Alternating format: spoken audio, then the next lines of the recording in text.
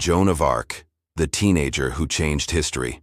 In 1429, a 17-year-old French peasant girl named Joan of Arc claimed she was guided by divine visions. She set out on a pilgrimage more than 100 miles to the city of Orleans, which was under siege by the English.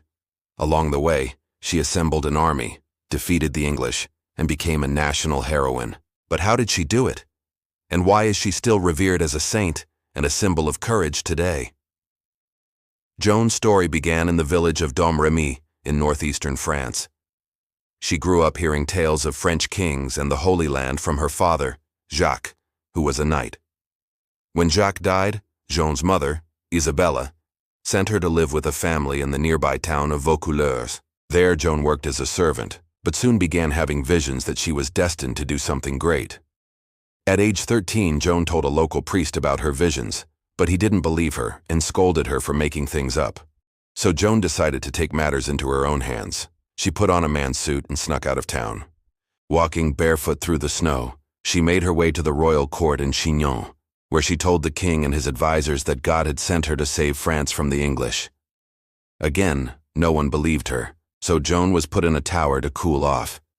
Meanwhile, the English were rampaging through France, burning villages and taking prisoners. By the time Joan was released from her tower, the English were only 80 miles from Paris. With divine inspiration, Joan set out to lead the French army to victory. Along the way, she recruited soldiers and grew her army to 10,000 men. Then she led them into battle against the English at the siege of Orleans. As the English were about to break through the city walls, Joan and her army arrived and turned the tide of battle. Seeing their reinforcements, the French rallied and fought back, pushing the English back across the Loire River. Joan continued to fight the English for several years, but was eventually captured and sold to the British. They charged her with heresy and forced her to renounce God and her mission. When she refused, they burned her at the stake in 1431.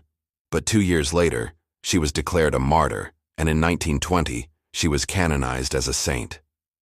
Joan of Arc may have been just 17 when she led the French to victory, but her courage and conviction continue to inspire people today. Thanks for watching.